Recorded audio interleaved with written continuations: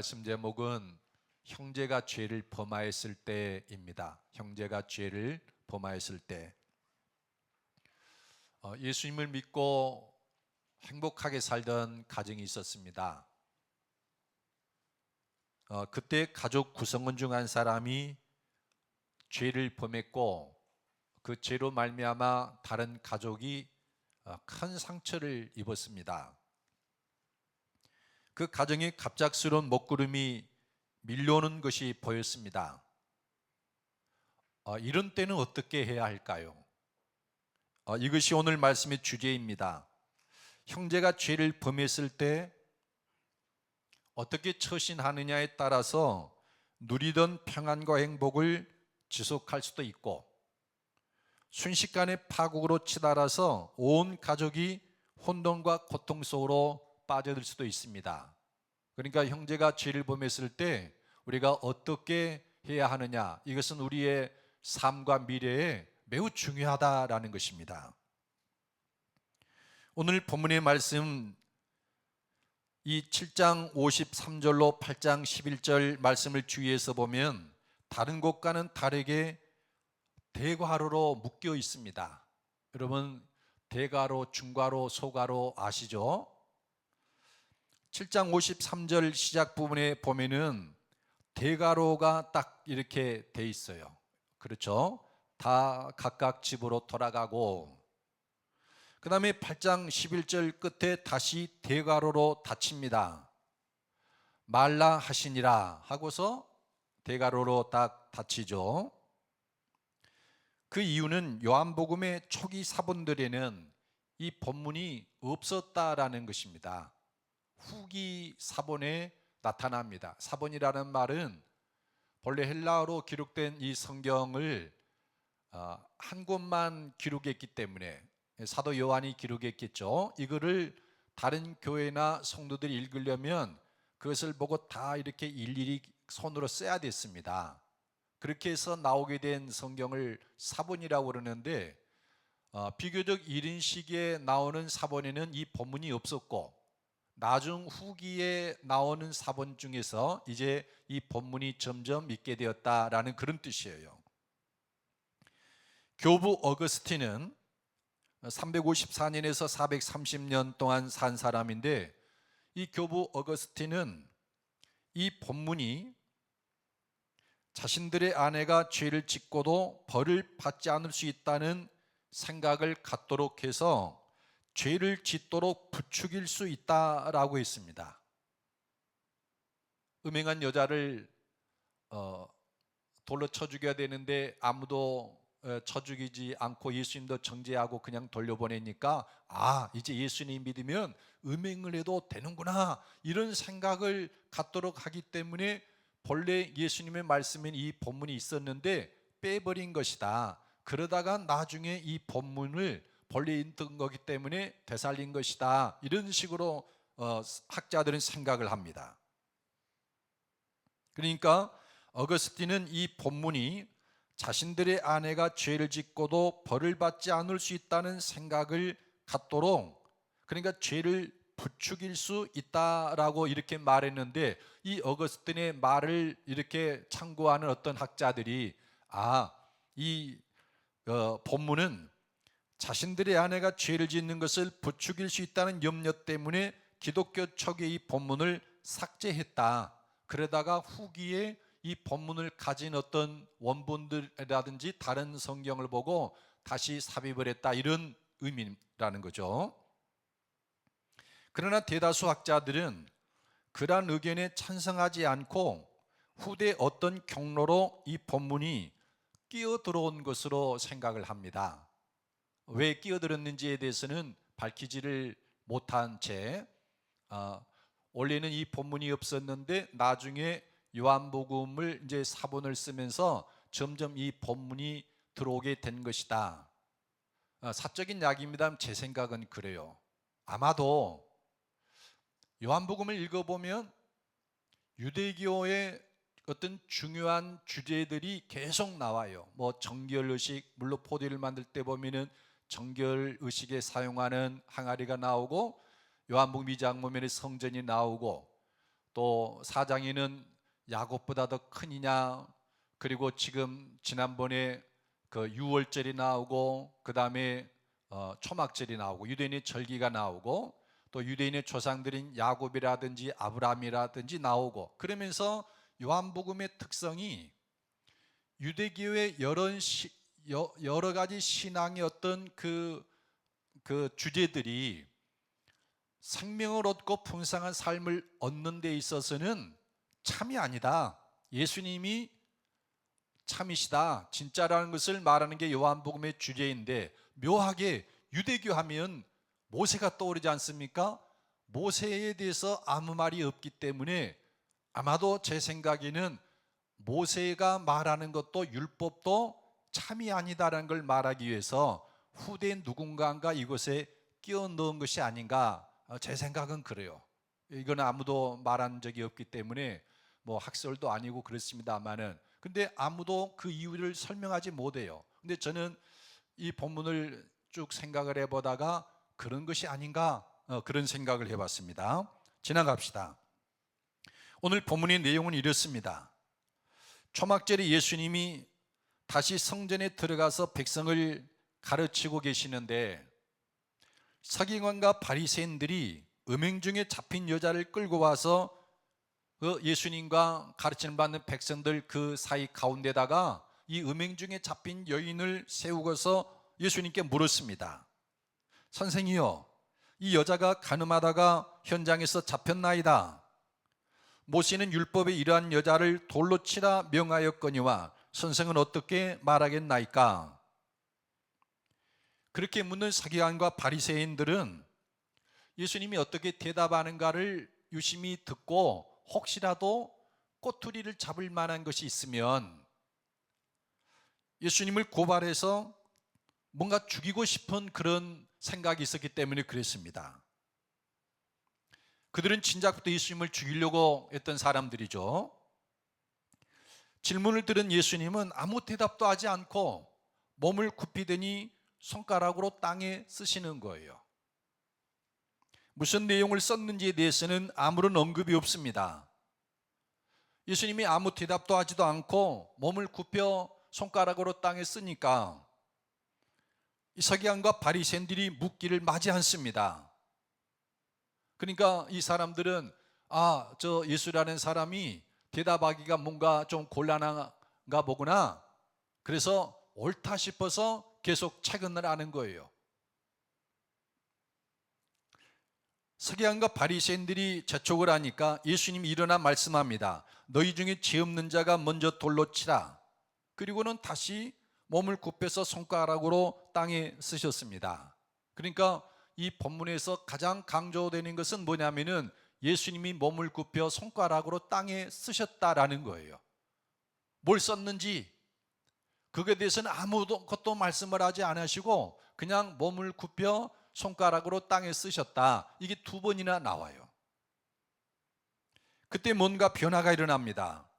음행 중에 잡힌 여자를 끌고 와서 모세는 율법에 이러한 여자를 돌로 치라 명하였거니와 선생은 어떻게 말하겠나이까, 이렇게 묻던 사람들, 그리고 빨리 대답해 달라고 재촉하던 서기관과 바리새인들이 양심의 가책을 느껴서 한 사람 두 사람 그 자리를 빠져나가는 거예요. 그리고 음행 중에 잡힌 여자라고 하니까 그 자리에 있었던 여러 사람들도 양심의 가책을 느껴서 한 사람 두 사람 다 빠져나가 버린 겁니다. 마침내는 그 음행한 여자와 예수님만 딱 단둘이 남아 있었는데, 그때 예수님이 여자에게 묻습니다. 여자여, 너를 고발하던 자들이 어디 있느냐? 너를 정죄한 자가 없느냐? 여자가 대답합니다. 없습니다. 그때 예수님이 나도 너를 정죄하지 아니하노니 가서 다시는 죄를 범하지 말라. 이것이 오늘 본문의 내용입니다. 오늘 이 말씀을 통해서 성령께서 저와 여러분에게 하시는 말씀은 무엇일까요? 그것은 죄를 범한 형제에 대한 그 태도에 있어서 새로운 법과 질서를 가져야 한다라는 것입니다. 기존에 사람들이 알고 있던 그 법과 질서를 버리고 이제 새로운 법과 질서를 가져야 된다. 하나님을 믿으면서 생명을 얻고 풍성한 그 삶을 누리고 그 삶의 하나님의 나라를 누리려면 기존에 가지고 있던 법과 질서로는 불가능하고 이제 새로운 법과 질서를 가져야 한다. 이거를 말한다는 겁니다. 서기관과 바리새인들은 유대사의 율법을 준수하자는 운동을 일으키던 사람입니다. 그러니까 바리새라는 말은 분리되었다라는 말에서 왔습니다. 당시에 주전 330년경부터 이 팔레스틴 땅에는 헬레니즘이 물밀듯이 밀려 들어왔어요. 여러분도 아시죠? 헬레니즘이 어떤 것인지, 뭐 레슬링을 하든지 창 던지기를 한다든지 육체의 미를 숭상하고 그리고 물질적인 그런 것을 많이 추구를 하죠. 근데 전통적인 헤브라이즘을 파괴하고 신앙을 파괴하는 겁니다. 사람들이 그렇게 변해가는 시대에 일단의 사람들이 일어나서 우리 하나님께로 돌아갑시다. 하나님이 주신 율법을 따라 살아갑시다. 그래서 보통 사람들로부터 분리돼서 율법을 준수하자는 운동을 일으키는데 이들을 바리새인이라고 하고 그 바리새인들이 하나님의 뜻대로 살 수 있도록 율법을 연구하고 가르치는 사람들이 서기관들이에요. 이 사람들이 음행 중에 잡힌 여자를 끌고 와서 예수님께 묻습니다. 선생이여, 이 여자가 가늠하다가 현장에서 잡혔나이다. 모세는 율법에 이러한 여자를 돌로 치라 명하였거니와 선생은 어떻게 말하겠나이까? 그런데 예수님은 아무런 대답도 안 하시더니 몸을 굽혀서 땅에 손가락으로 쓰기만 하는 거예요. 예수님의 이 행동은 죄를 범한 사람에 대한 우리의 행동이 예전과 같아서는 안 되고 새로운 법과 질서가 필요하다는 것입니다. 그러면 죄를 범한 형제에 대한 기존의 법과 질서는 무엇입니까? 모세는 율법이 이러한 여자를 돌로 치라 명하였나이다. 바로 그거예요. 음행을 한다고? 간음을 해? 그러면은 이것은 돌로 쳐서 죽여야 할 대상인 거예요. 형제가 죄를 범하면 그 사람은 죄인이라 정죄하고 그리고 그 죄에 대한 형벌로 돌로 쳐서 죽여라. 이 음행 혹은 간음은 여러분도 알다시피 가정을 가진 남자나 여자가 자기의 배우자가 아닌 다른 사람과 성관계를 갖는 행위를 가리킵니다. 이 음행에 대해서 모세는 율법에 즉 레위기 20장 10절과 신명기 22장 22절에 죽일 것을 명했습니다. 레위기 20장 10절에 보면 누구든지 남의 아내와 간음하는 자, 곧 그의 이웃의 아내와 간음하는 자는 그 간부와 음부를 반드시 죽일지니라. 간음하는 남자는 여자를 불문하고 둘 다 반드시 죽이라라는 것입니다. 신명기 22장 22절에는 어떤 남자가 유부녀와 동침한 것이 드러나거든 그 동침한 남자와 그 여자를 둘 다 죽여 이스라엘 중에 악을 제할지니라. 그러니까 이스라엘은 하나님의 백성이고 거룩한 공동체인데 간음을 해서 그 하나님의 거룩한 공동체를 더럽힌 그 사람들은 죽여서 제해버리라는 겁니다. 잘라내버리다라는 거죠. 요즘에 우리 사회는 뭐 등산 동호회다 해가지고 무작위로 뽑아서 버스를 타고 등산을 하고 뭐 그 중에서 짝을 지어가지고 뭐 이상한 짓을 한다는 그런 사람도 있다는 소문이 들리죠. 이건 전부 다 돌로 쳐서 죽일 대상이다라는 겁니다. 왜냐하면 음행은 그들이 사는 땅을 더럽히고 그들의 사회를 더럽혀서 그들 중에 임재해 계신 하나님을, 거룩하신 하나님을 몹시 불편하게 만듭니다. 그래서 그 거룩하신 하나님이 그들 중에서 떠나시든지 아니면은 그 더럽혀진 그 사회를 징계해서 벌을 하시든지 둘 중에 하나를 취하실 수밖에 없어요. 하나님은 거룩하신 분이기 때문에. 그래서 모세는 음행을 해서 그 사회를 더럽히고 하나님의 노를 격발하게 하는 그런 사람들은 미리 돌로 쳐서 죽여서 제하라는 겁니다. 공동체를 거룩하고 순수하게 보존하라는 것이죠. 현재 우리나라는 간통죄를 폐지했습니다. 그래서 음행은 형사법으로는 처벌을 할 수가 없어요. 그건 죄가 아니다. 다만 민사법을 통해서 두 사람 간에 언약을 맺고 부부의 도리를 함께 하기로 했는데 그것을 배신했기 때문에 민사소송으로는 손해배상을 청구할 수 있다라고 말을 합니다. 그러나 형사법으로 바라보면은 죄가 아니에요. 왜 이런 결정을 하게 되었는가? 제 생각에는 그래요. 마음에 하나님이 없다. 우리 사회는 하나님을 인정하지 않지 않습니까? 그래서 만일에 하나님을 두려워하는 사람, 하나님을 두려워한다면 이것은 죄다 이렇게 했을 텐데 이건 죄가 아니다. 다만 부부의 어떤 도리를 어긴 것이기 때문에 소송을 걸어서 손해배상은 할 수 있지만 죄라고 처벌을 할 수 없다. 이것이 우리나라가 가지고 있는 어떤 법입니다. 그러나 모세는 이런 것에 대해서 기존의 법과 질서는 돌로 쳐서 죽이라는 거였어요. 그런데 죄를 범한 사람들에 대한 기존의 우리 행동들은 또 어떠할까요? 음행을 한 사람에 대해서 돌로 치라는 것은 모세의 법만 그런 게 아니에요. 우리도 마찬가지입니다. 그러니까 저나 여러분의 행동 방식도 모세가 명한 것과 다를 바가 없습니다. 우리는 내 주변 사람이 죄를 범해서 나에게 어떤 상처를 주고 해를 입히면 그를 정죄합니다. 한두 번만 정죄하는 것이 아니라 기회가 있을 때마다 그것을 끄집어내서 말하는 겁니다. 당신이 나에게 이런 상처를 주지 않았느냐고.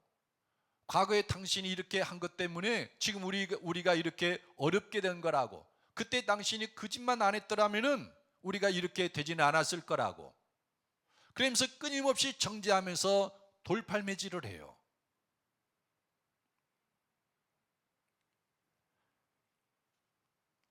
그래서 입만 열면은 아니면 화가 나기만 하면은 과거에 형제가 잘못한 그 죄를 다시 끄집어내서 상대방을 정죄하고 내 의로움을 드러내면서 돌팔매질하는 것이 우리가 가지고 있는 기존의 법과 질서다라는 것입니다.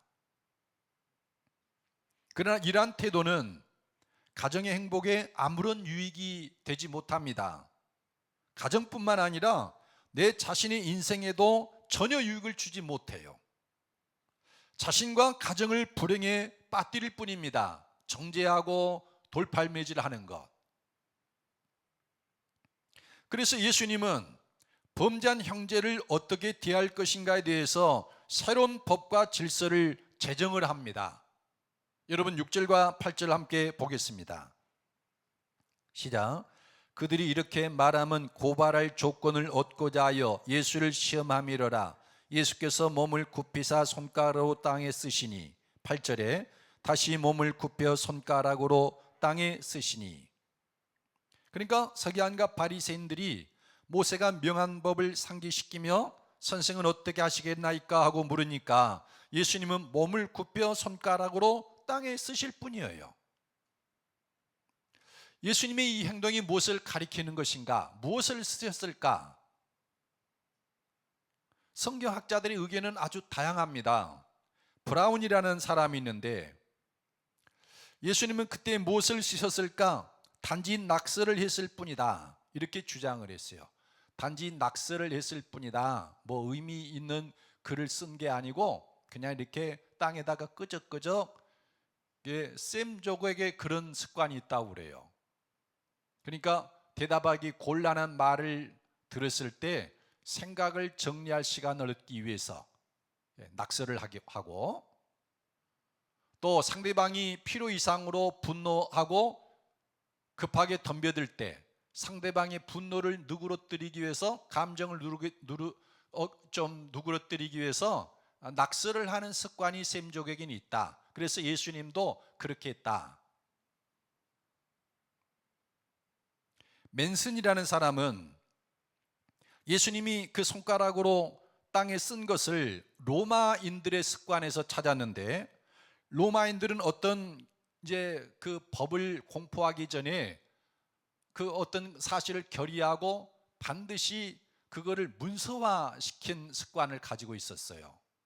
로마인들에 가면은 건축과 법률에 아주 뛰어난 자질을 가진 사람들 아닙니까? 그래서 예수님이 이 사람들에게 뭔가를 대답하기 이전에 예수님의 마음에 그 생각한 것을 땅에다가 썼을 것이다. 맨슨의 주장이에요.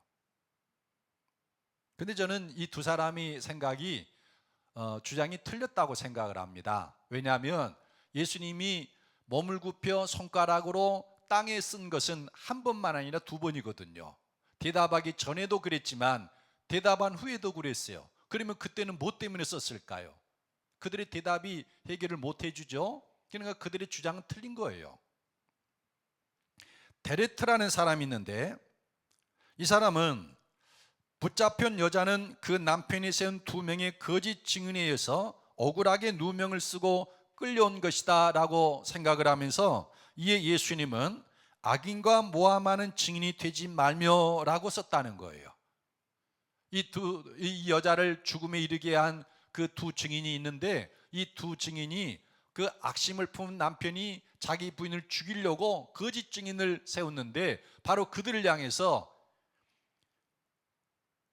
악인과 모함하는 증인이 되지 말며 라는 내용을 썼다라는 거예요.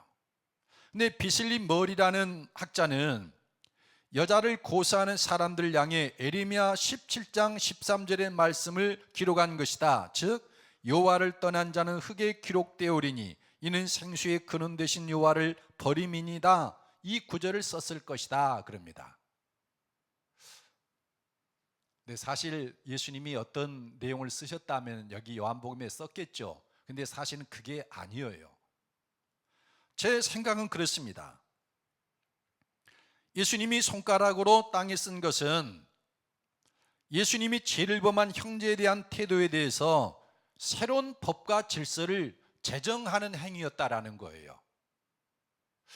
출애굽기를 보면 하나님이 시내산에서 모세에게 이스라엘 백성이 지켜야 될 법과 질서를 제정을 해주시면서 그 대표적인 것이 십계명입니다. 근데 이 십계명은 하나님이 친히 돌판에 기록하신 거예요. 그래서 모세는 하나님이 친히 돌판에 기록한 그것을 가지고 와서 백성들에게 선포를 한 겁니다. 너희는 간음하는 사람, 음행하는 사람을 바라보면은 반드시 죽일지니라. 근데 예수님은 하나님의 그 행동을 그대로 모방을 해서 몸을 굽혀 땅에 쓰시는 거예요. 그러니까 모세보다도 더 권위를 가지고 예수님이 새로운 법과 질서를 세우고 계신다라는 것을 행동을 통해서 보여주시는 거다라는 거예요. 모세는 너에게 이렇게 말하였지만 나는 너에게 이렇게 말한다. 그래서 사람을 살리고 가정을 살리고 공동체 하나님의 나라가 임하게 하려면 모세가 말한 법으로는 절대로 불가능하다. 그런데 내가 이제부터 말한 것을 가지고 너희가 살면 너희 안에 하나님의 나라가 임할 것이다. 그래서 죄를 범한 형제에 대해서 새로운 법과 질서를 제정하시는 그것을 행동을 통해서 보여주신 거다라는 거예요. 요즘 나오는 요한복음 주석에 가끔 그렇게 주장하는 사람들이 나오는 걸 봅니다. 저는 그것이 100번 옳다고 생각을 해요. 그러면 예수님은 그들에게 새로운 법과 질서를 제시하신 이유는 뭘까요? 음행은 가정을 파괴하고 하나님을 노엽게 하는 악한 죄예요. 그래서 음행하다 붙잡힌 사람을 제거함으로써 그 사이를 정결하게 보존하고 일벌백계를 통해서 똑같은 죄를 범한 사람들에게 경고하도록 한 모세의 법을 예수님이 무엇 때문에 바꾼 것일까요? 여러분 6절로 9절을 함께 읽어보겠습니다. 시작. 그들이 이렇게 말함은 고발할 조건을 얻고자 하여 예수를 시험함이로라. 예수께서 손을 굽히사 손가락으로 땅에 쓰시니 그들이 묻기를 맞이하는지라. 이에 일어나 이르시되 너희 중에 죄 없는 자가 먼저 돌로 치라 하시고 다시 몸을 굽혀 손가락으로 땅에 쓰시니 그들이 이 말씀을 듣고 양심의 가책을 느껴 어른으로 시작하여 젊은이까지 하나씩 하나씩 나가고 오직 예수와 그 가운데 섰는 여자만 남았더라. 예수님이 음행한 사람은 돌로 치라는 이 모세의 율법과 다른 새로운 법과 질서를 세우고자 하신 그 이유, 그게 7절과 9절에 나타나 있는데 예수님이 대답합니다. 너희 중에 죄 없는 자가 먼저 돌로 치라. 음행했다고, 죄를 범했다고 정죄하고 돌로 칠 수 있는 사람이라면, 그런 자격을 가진 사람이라면 죄가 없는 사람이야 되겠죠. 하늘을 우러러 한 점 부끄러움이 없는 사람이라야 형제가 죄를 범했을 때 너는 죄인이다 정죄하고 돌로 칠 수 있는 자격이 있겠죠. 예수님이 그러십니다. 너희 중에 죄 없는 자가 먼저 돌로 치라. 원래 이 가늠하다 붙잡힌 여자가 있을 때 제일 먼저 돌로 치는 사람은 증인이에요. 2명의 증인. 그 증인이 돌로 치고 나서 다른 사람이 칠 수 있는 거예요. 예수님은 그러십니다. 너희 중에 죄 없는 자가 먼저 돌로 치라. 사람들의 반응이 9절에 기록되어 있습니다. 그들이 이 말씀을 듣고 양심의 가책을 느껴 어른으로 시작하여 젊은이까지 하나씩 하나씩 나가고 오직 예수와 그 가운데 섰는 여자만 남았더라. 아마 그 자리에 죄 없는 사람은 아무도 없었던 것 같아요. 그래서 예수님 말씀을 들어보니까 너희 중에 죄 없는 자가 먼저 돌로 치라? 나! 했더니 죄가 있는 거예요. 슬그머니 나가버리는 거예요. 서기관과 바리새인? 죄 안 짓고 사는 사람이 어디 있습니까? 로마서 3장 10절에 보면 기록된 바 이는 없나니 하나도 없다 그랬어요. 누가 죄가 없습니까? 죄가 없는 사람이 어디가 있겠습니까? 죄를 짓지 않는 것이 아름답고 선합니다. 그리고 범죄한 사람은 공동체에 상처를 준 것에 대해서 정죄받아 마땅합니다. 그러나 세상에는 의인이 하나도 없어요. 그래서 정죄하고 돌팔매질을 하다 보면 다치지 않을 사람이 어디가 있겠습니까? 예수님은 이 정죄가 가진 부정적인 힘을 알고 계셨던 거예요. 그래서 말씀합니다. 10절과 11절에 보면 예수께서 일어나서 여자 외에 아무도 없는 것을 보시고 이르시되 여자여 너를 고발하던 그들이 어디 있느냐? 너를 정죄한 자가 없느냐? 대답하되 주여 없나이다. 예수께서 이르시되 나도 너를 정죄하지 아니하노니 가서 다시는 죄를 범하지 말라 하시니라. 사실 그 자리에서 여자를 돌로 칠 수 있는 자격을 가진 사람이라면 예수님밖에 없는 거죠. 근데 예수님 그럽니다. 여자여 너를 정죄한 자가 없느냐? 없습니다. 아, 그럼 나도 너를 정죄하지 않는다. 아무 죄도 없는 예수님이 나도 너를 정죄하지 않는다 그러시는 거예요. 혹시 여러분 중에 자기 형제가, 자기 가족이 죄를 범한 것으로 인해서 정죄하고 돌팔매질을 한다면, 물론 당시에는 좀 화가 나서 퍼붓고 그럴 수는 있겠죠. 그런데 그거를 기억을 하고 계속해서 정죄를 하고 돌팔매질을 한다면 그분은 이렇게 말하는 것이에요. 나는 예수님보다 더 의롭다. 그거 아닙니까? 여러분, 정죄는 무서운 것이에요. 위력이 있습니다. 그래서 사탄이 가장 즐겨 사용하는 것이 뭐냐면은 정죄예요. 하나님, 아무개 그 죄 짓지 않습니까? 왜 그에게 은혜를 베풉니까? 이게 사탄이 사용하는 수단인 겁니다. 정죄. 그래서 예수님은 새롭게 세우고자 하는 이 법과 질서, 공동체를 하나님의 나라가 되게 하고 생명으로 충만한 그 공동체를 만들기 위해서 그들이 가지고 있던 기존의 법과 질서를 바꾸는 거예요. 정죄하고 돌팔매질해서는 안 된다는 것입니다. 사람은 사회적 동물이라 이런저런 사람들과 얽히고 설켜 삽니다. 그러다 보면 함께 지내던 사람에게 여러 상처를 입고, 그것도 한두 번이 아니라 여러 차례 상처를 입을 수도 있어요. 오랜 시간이 흘렀는데도 그 상처와 고통에서 벗어나지 못하고, 그래서 기회만 있을 때마다 원망하고 불평을 쏟아냅니다. 정죄하고 돌팔매질하는 것이죠.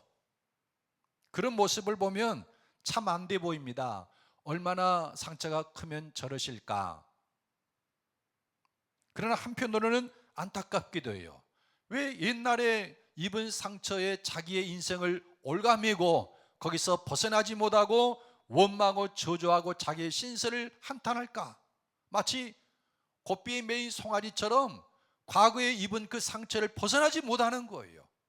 하나님이 그에게 주시는 놀란 은혜를 얼마든지 받아서 생명으로 충만한 삶으로 날아올 수 있는데, 거기에 얽매여 가지고 계속 한탄하는 그 자기 인생을. 여러분, 요즘 우리가 창세기를 묵상하면서 요셉을 읽고 있는데, 요셉을 보십시오. 그는 17살에 형들로부터 죽임을 당할 위기를 겪습니다. 구사일생으로 살아나긴 했지만 그 형들이 노예로 팔아버렸어요. 17살에. 그래서 애굽으로 팔려가서 노예 생활을 합니다. 종살이를 해요. 아버지의 사랑을 독차지하면서 행복하게 살던 요셉의 삶이 아주 깊게 추락을 하는 거죠. 그러다가 누명을 쓰고 옥살이를 해요. 그렇게 종살이 옥살이를 13년이나 합니다.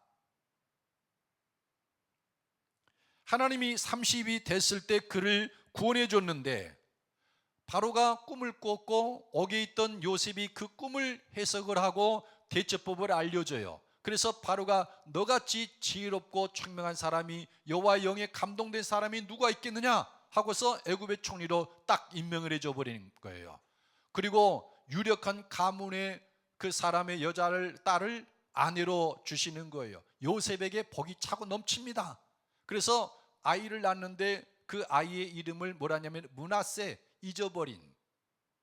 하나님이 나를 얼마나 후대하고 복을 많이 줬는지, 과거에 내 그 한탄스러운 모든 고통스러운 삶을 잊어버리겠고, 아버지와 고향집에 대한 그 아픔을 잊어버리겠다. 그래서 므낫세라고 지어요.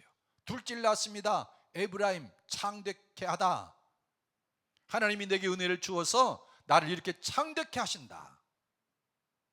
그러니까 하나님을 그가 알고 하나님을 추구하고 하나님을 가까이 했더니 과거에 입은 상처와 고통, 모든 것들을 다 잊어버리게 하고 그의 삶을 풍요롭게 하시더라는 거예요. 하나님이. 얼마 후에 심한 기근이 일어났고 곡식을 사려고 그 형들이 요셉에게 와서 땅에 엎드려 절을 합니다. 불구대천의 원수들이에요. 오래전에 행한 그런 모든 그 일들, 그리고 자신에게 입혔던 상처와 고통들을 생각하면 당장에 죽여도 한이 풀리지 않을 형들인데, 요셉은 그들을 불쌍히 여기는 거예요. 용서하고, 그리고 오히려 그의 형들과 그의 가족들과 자식들을 전부 애굽으로 불러와 가지고 그가 봉양을 하는 거예요. 결국 이 요셉의 행동이 요셉과 그의 형제들을 이스라엘 12지파의 조상이 되게 했고, 그들이 모여서 이스라엘 하나님의 백성이 되는 놀라운 역사를 이루게 되는 거예요. 만일에 요셉이 그때 원수를 갚았더라면, 자기에게 죄를 범한 그 형제들을 노여워하고 용서하지 못하고 그들을 저주하고 돌팔매질했다면 어떻게 되었을까?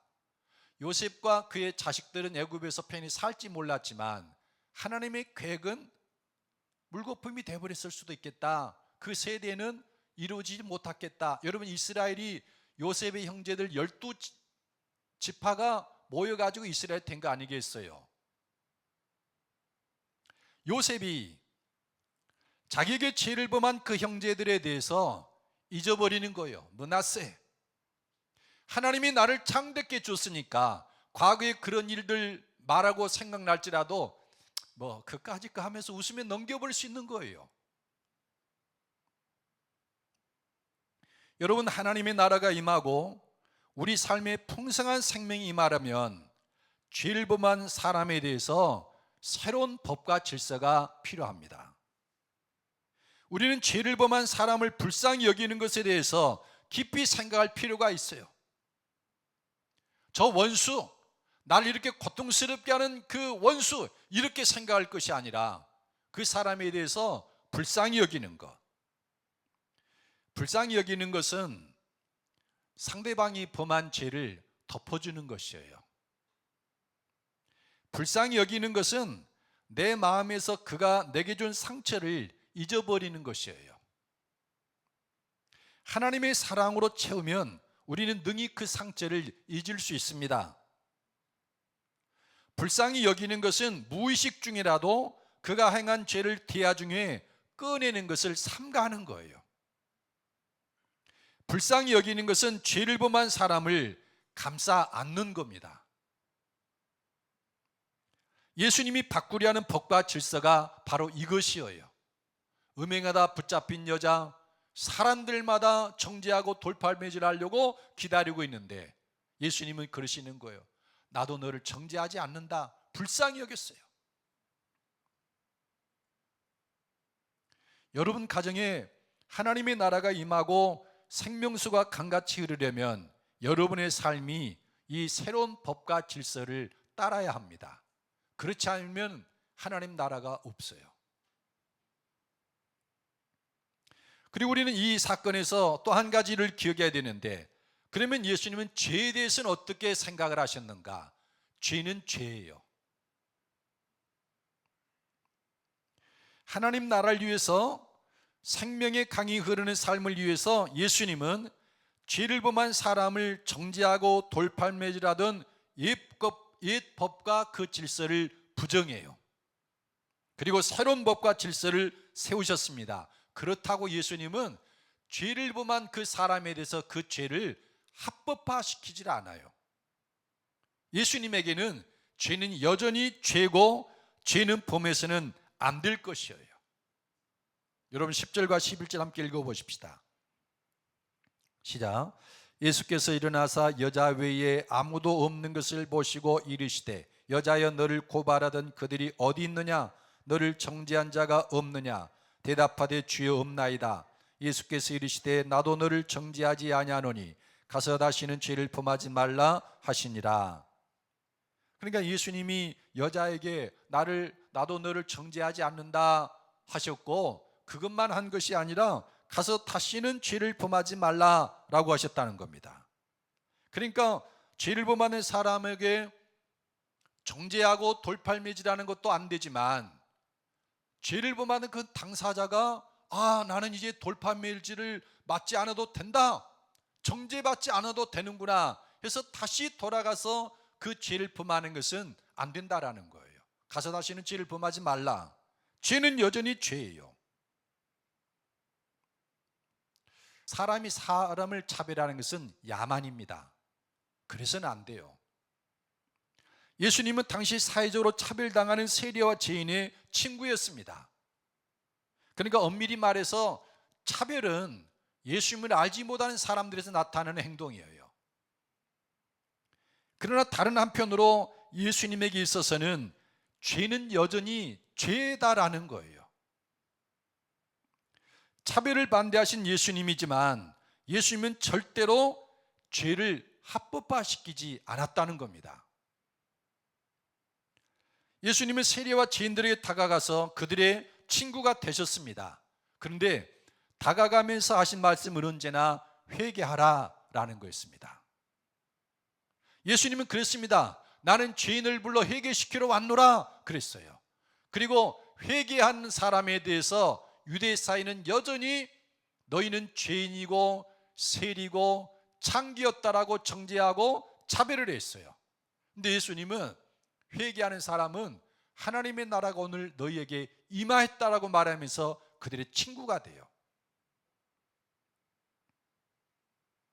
누가복음 19장 8절에 보면은 삭개오 이야기가 나오는데, 그는 세리장이었습니다. 그는 예수님을 만나고 이렇게 말합니다. 삭개오가 서서 주께 여짜오되 주여 보시옵소서, 내 소유의 절반을 가난한 자들에게 주겠사오며 만일 누구의 것을 속여 빼앗은 일이 있으면 네 갑절이나 갚겠나이다. 예수님은 그 삭개의 친구가 됐어요. 그의 집에서 베푸는 잔치에 참여했고 그 자리에 수많은 세리와 창기가 모여들었어요. 그리고 그들 속에 예수님 다시 회개를 가르치시는 거예요. 혹 여러분 중에 죄를 범함으로써 주변 사람에게 상처를 준 경험이 있으신 분 계십니까? 그분은 용서를 구하기 전에 정죄하고 돌팔매질 하지 말라고 그렇게 소리치기 전에 먼저 자신이 그 죄에서 돌이키는 게 필요합니다. 예수님은 음행한 여자에 대해서 아무도 정죄하지 못하게 하셨습니다. 그리고 자신도 정죄하지 않았어요. 그러나 여자에게 말합니다. 가서 다시는 죄를 범하지 말라. 그때 하나님의 나라가 임하고 그 배에서 생수의 강이 흘러나옵니다. 말씀을 맺겠습니다. 여러분 중에 함께 살아가는 사람이 죄를 범했습니까? 함께 사는 사람이 오래전에 범한 죄로 인해서 깊은 상처를 입고 지금도 고통받습니까? 그러면 하나님께 기도하십시오. 하나님, 내게 은혜를 베풀어 주십시오. 과거의 상처를 잊어버릴 수 있게 해주십시오. 요셉을 하나님께서 창대케 해서 과거에 입은 모든 상처를 다 잊어버리고 하나님의 은혜 가운데서 풍성한 삶을 누리게 했듯이 내 상대방이 지은 그 죄, 내게 입힌 상처를 잊어버릴 수 있게 내게 은혜를 베풀어 주십시오. 혹 생각이 날지라도 하나님, 내게 은혜를 베풀어서 그까짓 것 하고 웃으면서 과거 일로 치부할 수 있도록 나를 여유 있게 해주십시오. 하나님 나라가 임하려면 죄를 범한 형제를 이 불쌍히 여기는 새로운 질서와 법이 필요해요. 부모가 자식에게, 자식이 부모에게, 남편이 아내에게, 아내가 남편에게 불쌍히 여기는 것. 그리고 내가 범한 죄로 인해서 함께 사는 사람이 고통을 당한다고 하면 그분은 다시는 죄를 범해서는 안 됩니다. 죄의 삭은 사망입니다. 사람들이 정죄하지 않고 예수님이 정죄하지 않는다고 해서 그 죄값이 없어지는 게 아니에요. 죄를 범하면 그 죄로 인해서 파멸과 고통은 누가 가져오지 않아도 다 따라오게 돼 있어요. 죄의 삭은 사망입니다.